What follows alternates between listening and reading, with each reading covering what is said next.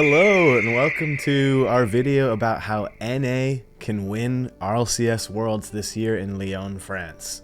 I'm joined here by my buddy, Mr. Bald Eagle, to represent the NA spirit, and we're going to go through situations where every NA team has a look at winning and what it would take for them to win it all. That's right, every team from NA.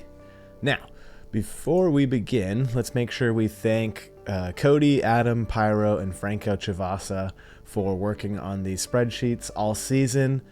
Make sure you drop these guys a follow on x.com or Twitter, and make sure you give them a shout out if you're going to do a bracket like this. Now, in this example, this is different from my predictions video, so I want to just kind of state that I've done a full predictions video where I have predicted a team to win and predict based on what I think will happen, but this is an NA focused video from an NA biased fan where I'm going to let my bias run wild, and I'm going to create situations and go through a situation where each team from NA could win it all. So without further ado, in the play-ins here, we're just going to go ahead and need Gen.G to win first round, because I think if they get pushed to lowers, that's just, less likely they're going to make it through. So we want both of these teams to win through. So it's Gen.G and Rebellion. Don't be too worried about the series score. Let's go ahead and give this to Rock. Let's go ahead and give this to Ninjas. These aren't as important. I'm just going to kind of speed run through this. Gen.G, let's say Gen.G beats Rock. Now, is Gen.G going to beat Made in Brazil and Rock? Maybe, maybe not. But for this situation, we're going to have them qualifying through in the uppers. And we're also going to have Rebellion beating Ninjas in the uppers as well. Now, obviously, do I think this is likely to happen? Probably not. I do think Ninjas and Pajamas is a better roster, but if Rebellion's going to go out and win, what they need to do is start really strong. They can't let themselves get into, it's a lose twice, be eliminated situation. So they can lose once and keep going, but I just think realistically for them, if they want to make it a deep bracket run, if they want to win the tournament, they can't be getting eliminated by Virtus Pro or Ninjas and Pajamas. They need to be at their level, at their maximum level, where they can beat these other teams. Let's go ahead and put Ninjas going through. Let's go ahead and put Rock going through. So, long story short, Gen.G needs to beat Made in Brazil and Rock. Shopify Rebellion needs to beat Virtus Pro and Ninjas. Obviously, this could get shifted around, but this is a good look at how they can both qualify through the uppers. I think these are totally plausible situations. I do like Ninjas and Pajamas to make it through the qualifiers, so maybe Rebellion loses to them, but they can beat Made in Brazil potentially. So that kind of creates the situation where now you've got all of the NA teams in group stage. Let's talk and just go through Group A. Okay, Carmine versus Ninjas. Let's go ahead and just give it to Carmine. GK versus Ultimates. Now, this is kind of a tricky one. So Ultimates typically do well at the start of a tournament, and this team, their number one key to success to get to the end here is consistency, right? They need to come out very hot, and they need to stay hot for the entire tournament. And it seems like to me Ultimates is one of those teams where, like, day one, amazing, day two, good, and then day three, not qualifying or getting eliminated, and they just haven't been able to really make it, with the exception of Birmingham, where they went in grand final, right? So they've been kind of chasing that result where they went in grand final at a LAN this season. Like, let's not forget Ultimates made it that far. So even though in recent form we haven't seen the best from Ultimates, we haven't seen the Ultimates, if you will, I think there's definitely cause for hope here for this roster. And so I'm going to say they've studied the film and they go and they beat GK. I do believe they lost to GK in EWC. I don't have that right in front of me. I do think that matchup happened. So let's go ahead and put them through. All right, let's talk about how Gen.G can beat Dignitas. Now, what Gen.G needs to do is they need to come out and win the first 1 or 2 games of this series. Oops, it's a best of 5. They don't need to win 4. Gen.G has to come out hot. Obviously, it's a best of 5. I think there's a world where Gen.G can come out and game plan and get a win, and then they likely are probably not gonna get. I'm gonna actually start giving games to some of these other teams. I think Gen.G has to win a close series, and I think they need to get into the mental of Dignitas. Would I typically predict Gen.G to beat Dignitas? No, right? But keep with me here. We're going to push NA as far as possible and talk about how each NA team can basically maximize their results in this format. Furia wildcard. Let's go ahead and give it to Furia. Okay, so then that's Carmine Corps, Ultimates, Gen.G, Furia. Now, you guys might remember a little bracket in Raleigh. Actually, I have my Raleigh hat on right now, where Ultimates beat Carmine Corps. So is it really that ridiculous of an idea that at Worlds they would do the same, beating a French org on French soil? Honestly, it could be. Maybe Carmine Corps doesn't get a great start to the roster, to the tournament. So, I think there's definitely a world where Carmine Corps and Ultimates, we see it go Ultimates way. We have literally seen that happen this season. So I think that is actually somewhat plausible. I would put it as a close series either way. Gen.G beating Furia. What is that squad going to do? So Cheese, Magic Bear, and Justin. So Justin needs to be very consistent, which he typically is, especially in these LAN environments. Cheese needs to be playing at the top of his game, and Magic Bear needs to be playing at the top of his game. And then Furia has to be kind of a little bit clunky, not really getting their game going. And I could see a world where Gen.G beats Furia. If Furia comes out super hot and Gen.G isn't, I don't like Gen.G's chances at that point. But if Gen.G is able to keep their momentum rolling, they've got some swagger from beating Dignitas, then I think there's a world where you can predict Gen.G winning over Furia. Gen.G arguably has a tougher run. Well, no, Ultimates has a tougher run because they got to beat GK and Carmine.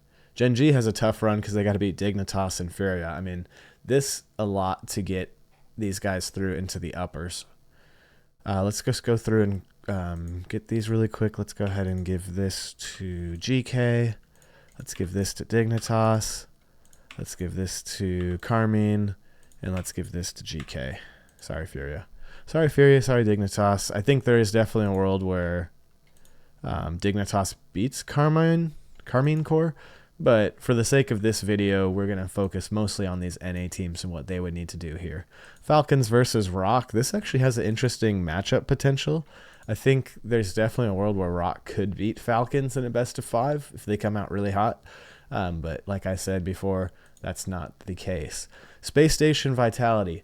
Can Space Station get their get back from losing 16-2 in one of the matches at EWC? Now, obviously, that wasn't like a realistic scoreline because they weren't able to forfeit, and so they just let the score get run up. What does Space Station need to do to beat Vitality? What does Space Station need to do to stay at the top of their game? I think realistically, Space Station has to go back to that physical play style that works so well for them to win one of the opens this year in NA. That means Kofor upfield, getting a lot of bumps, creating a lot of disruption in the rotation of the other team, scribbles and reveal, peeking mechanically, and just using a high level of speed. If they can combine their speed with their physical play, I think there's totally a world where Space Station Gaming can win against a lot of quality teams, because it doesn't matter how good you are on the field if you're not on the field. If Kofor takes you off the field, all you can do is watch the replay or watch the, spawn cam as you come into the match again. So I think there's definitely a world where Space Station goes back to that more physical style and uses it here. It's also kind of a tilting style. So if they can get in a way where now the other team's chasing them for demos and is reactive to demos, I think there's totally a reasonable world where Space Station can beat Vitality. NRG Rebellion. Now, unfortunately, with how this bracket shakes up, I do need to pick NRG over Shopify Rebellion. I don't, either team could win, and obviously NA is going to advance here, but what I'm doing here is I'm showing a situation where we can basically get NA top 4 and NA win it all, based on their best case scenarios. Let's go ahead and put Twisted Minds over Secret, although I really like what I'm seeing from Team Secret. For the sake of this analysis, I'm kind of speed running it, as you can probably tell. Let's talk Falcons Space Station. So if Space Station is on form to beat Vitality, I think is within reason that they could be on form to beat Falcons. If they can't beat Vitality, I don't think they have a good shot against Falcons, if that makes sense, because I do put Falcons above Vitality right now in my team rankings, and I think stylistically, Space Station has probably a slightly better matchup against Vitality than they do Falcons. But I don't know. Maybe that's definitely debatable. Would love to see this match. So in what way does Space Station beat Falcons? Well, I think I would repeat what I was saying earlier about Vitality. Physical play style, super technical.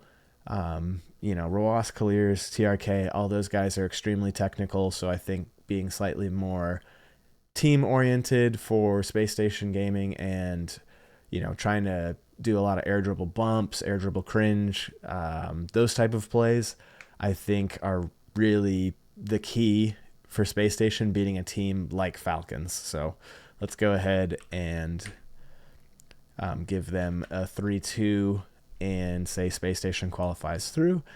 NRG Twisted Minds. Now, we did get to see a best of 7 at Raleigh, and it went to game 7. Pretty sure it went to overtime. I could be wrong about that, but I do believe game 7 went to overtime, and NRG kind of won back at the end, or won the last 2 to win the series. So it's not a stretch to say NRG would beat Twisted Minds again. Let's give it another 3-2. Pretty high on the Twisted Minds roster. I've been pretty impressed with what I'm seeing from them, but I do think I don't have to do too much justification, because literally at the last time these guys played on LAN, NRG won. I think if it had gone the other way, I would have to use a little bit more speculative logic and if they did this and if they did that. It was like, we don't really have to rely on that too much, because these teams have played each other and the NA team won. So that's kind of that. So obviously here we've got all of the NA teams qualifying through the uppers: Ultimates, Gen.G, Space Station, NRG. Let's go ahead and quickly go through and do Vitality over Rock. Now here's and then let's go ahead and give Vitality over Twisted. Rebellion, Secret. What does Shopify Rebellion need to do to beat Team Secret? I think they got to play gritty. They got to play resilient. They got to play really good defense. You cannot let this Team Secret team control the midfield. It seems like Team Secret is stylistically like a 3-headed dragon, right? Where Mata, KV1, and Swift are all equally dangerous. It's not like some other teams where it's like, hey, if this guy goes up in the air with the ball, 2 people have to go because they're so good at being in the air. It's more like these guys are technical, but they do a lot more team play, which is what I think makes them pretty fun to watch, honestly. And they do some flashy stuff, but I don't think that's so much of the Team Secret style. So what does Rebellion got to do? I think we got to see 2-piece really come alive in a series like this. Like, what can he do to create offensive opportunities for Wavy and Reddles? And then we got to see this Shopify Rebellion team have a lot of defensive, like holding the line on defense. So let's go ahead and give that to Rebellion, aka Rebellion. Now, this one's tough. How does Shopify Rebellion beat Team Falcons? Now, like I said at the beginning of this video, this is purely for fun and is not really what I think would happen. I've already done my realistic situations. So in what world does Shopify Rebellion beat Falcons? I do believe Falcons' floor is so high. Rebellion's peak is high, but there's not as much overlap there. I do think Falcons are really on another level, but for the sake of this video, I'm going to say the way that Rebellion could beat the Falcons is A, go up early in the series, as in win the first 1 or 2 games, and create a situation where Falcons are like, oh my gosh, we're about to be eliminated in front of everybody. Like we gotta, clutch up. I can't believe we're not playing well. Like, hey, what are you doing? What am I doing? What's going on?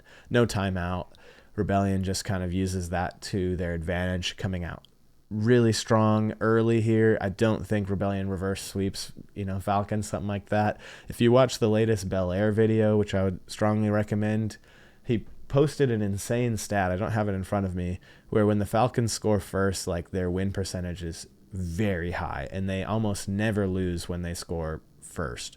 So Rebellion's got to come out and score early, kickoff strats, demos, like whatever it takes. They need to they basically need to turn this Rocket League match into a fist fight. And so I think Rebellion, in order to do that, there is a world where Rebellion could win against Falcons. Do I think that's really likely? Probably not, but for the sake of this series, oh my God, look at my upper quarterfinals. Isn't that beautiful? And I'm proud to be. Anyways, so let's go lowers here. You got Carmine Core, Rebellion, Vitality, and GK. Now, is the Rebellion that beat Falcons capable of beating Carmine Core? I think so. I think they are. So for the sake of this, let's go ahead and give it a 4-3. In what world is those guys beating? I think in a world where they're playing at the absolute peak Unreal, and Carmine Core is not really able to find rhythm against that, Rebellion has the capability of beating Carmine Core. I know it sounds a little bit crazy, but stick with me here, guys. Vitality, GK. Let's go ahead and pass Vitality through over GK, although I do think GK has a good stylistic matchup against Vitality. And let's talk uppers. Ultimate Space Stations. I think we give it to the more experienced teams here, so that means Ultimate and NRG. Although obviously, you could say Justin has more Worlds experience winning Worlds than anyone on the NRG roster. But for the sake of the season results, let's go ahead and keep our 1 and 2 seeds beating our 3 and 4 seeds. The exact seeding I forget. But that's basically Ultimate's NRG beating the other NA teams to take the top 4.